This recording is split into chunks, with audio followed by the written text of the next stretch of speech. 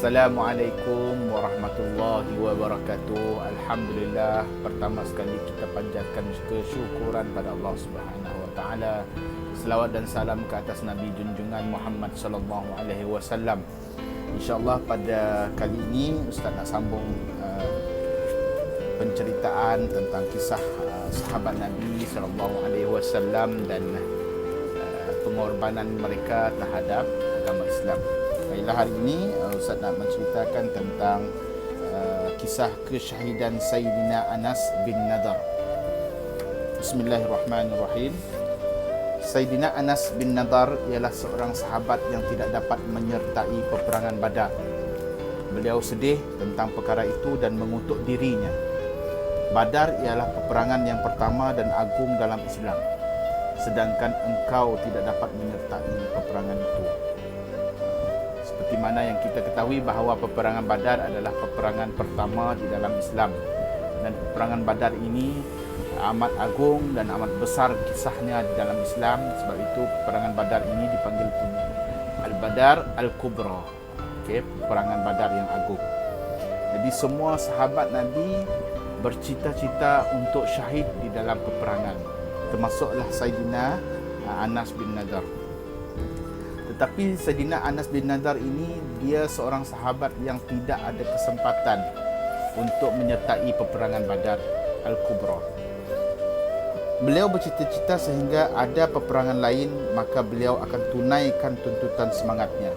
Ini semangat para sahabat, berkobar-kobar untuk menyertai peperangan, dan impian mereka adalah syahid.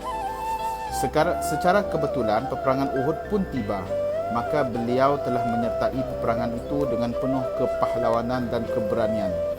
Dalam peperangan Uhud, orang Islam telah menang dalam peperangan perang itu pada permulaannya. Namun akibat satu kesilapan, orang Islam akhirnya kalah. Kesilapan tersebut berlaku begini. Rasulullah SAW telah menetapkan beberapa orang di sebuah bukit yang tertentu. Selagi saya tidak arahkan, kamu jangan meninggalkan bukit itu kerana musuh mungkin akan menyerang daripada tempat itu. Sebelum peperangan itu berlangsung, menurut kisah yang muktabar, Rasulullah memberi arahan kepada para sahabat untuk menjaga pos-pos kawalan. Dan pos-pos kawalan ini terletak di bukit-bukit. Jadi Rasulullah kata, kalau aku tidak mengarahkan kamu turun ataupun bergerak daripada pos itu, daripada tempat bukit-bukit tersebut, janganlah kamu bergerak, janganlah kamu meninggalkan, kerana dikhawatiri musuh-musuh akan melihat sekiranya ada kawasan kosong ataupun tempat yang kosong dan boleh menjadi tempat untuk diserang, maka itu akan menjadi tempat pihak musyrikin boleh menyerang daripada kawasan tersebut. Orang Islam telah menang pada mulanya. Pada peperangan Uhud ini, pada asalnya, pada permulaannya, orang Islam telah pun menang. Kemudian apabila tentera yang berada di atas bukit melihat orang kafir melarikan diri, maka kebanyakan mereka telah pun turun dari bukit itu dan menyangka bahawa peperangan sudah pun berakhir. Bila orang-orang Muslim yang berada di atas bukit melihat keadaan orang kafir lari bertempiran, mereka menyangka bahawa peperangan sudah pun berakhir. Tetapi mereka lupa bahawa arahan Nabi SAW kata, kalau aku tidak mengarahkan kamu turun, jangan meninggalkan tempat yang pos kawalan tersebut. Oleh sebab itu mereka berlari-lari mengejar orang kafir untuk mendapatkan harta rampasan. Ketua jamaah tersebut telah melarang. Ini ialah larangan Rasulullah. Kamu jangan tinggalkan tempat ini. Jadi walaupun bosnya, kepala kepada kumpulan tersebut dah melarang, jangan tinggalkan, tetapi pengikut-pengikutnya tetap meninggalkan tempat tersebut. Jadi turun ke bukit untuk mengejar harta rampasan. Walau bagaimanapun mereka menyangka bahawa perintah Rasulullah hanya semasa pertempuran saja.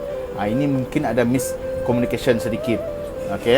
Mereka sangka arahan Nabi itu ketika peperangan saja, sedangkan mereka dah menyangka bahawa peperangan itu sudah berakhir. Oleh yang demikian, mereka turun dari tempat tersebut dan menuju ke medan peperangan. Semasa melarikan diri, orang kafir ternampak yang bukit itu telah dibiarkan kosong. Lalu mereka datang dari arah tersebut dan membuat serangan. Okey. Apabila orang Muslim di atas bukit turun ke kaki bukit, orang kafir melihat ini adalah ruang dan peluang keemasan untuk mereka menyerang semula.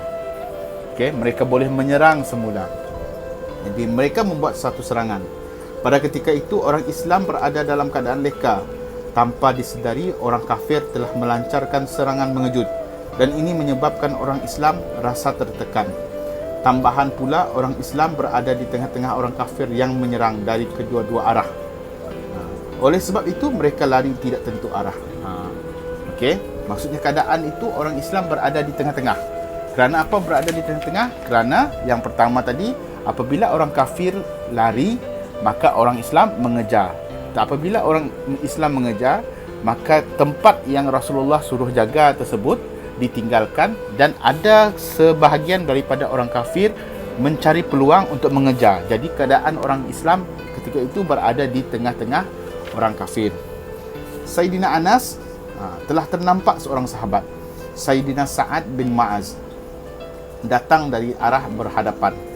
Beliau berkata, "Wahai Sa'ad, ke mana engkau hendak pergi?"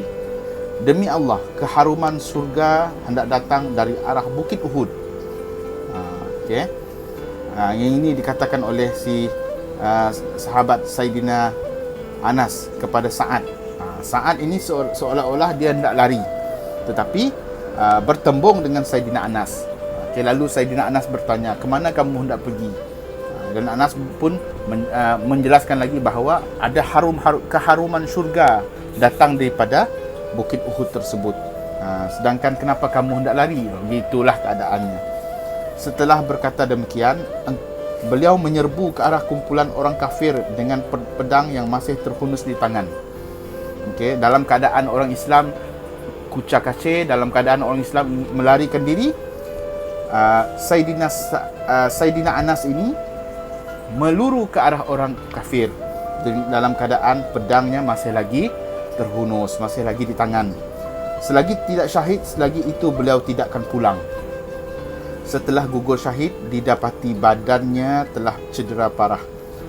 Terdapat lebih daripada 80 liang luka, Masya Allah. Lihatlah, 80 hirisan luka pedang dan juga panah berada di badan Sayyidina Anas.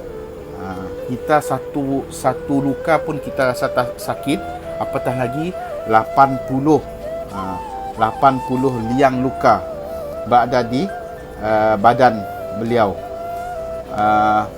Saudara perempuan beliau sahaja yang dapat mengenali beliau melalui hujung jari beliau. Di sini kita dapat lihat muka memang sudah dapat tidak dikenali, badan memang sudah hancur dengan hirisan pedang, tetapi saudara perempuannya sahaja dapat mengesan identiti Sayyidina Anas melalui hujung jarinya.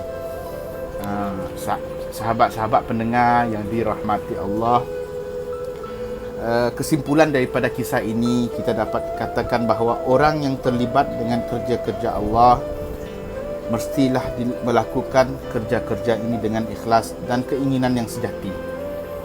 Okey, dengan ikhlas dan keinginan yang sejati, maka kita akan dapat merasai kelazatan syurga dalam dunia ini lagi.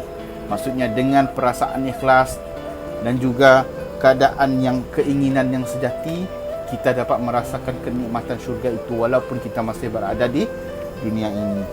Sayyidina Anas radhiyallahu anhu mencium bau syurga.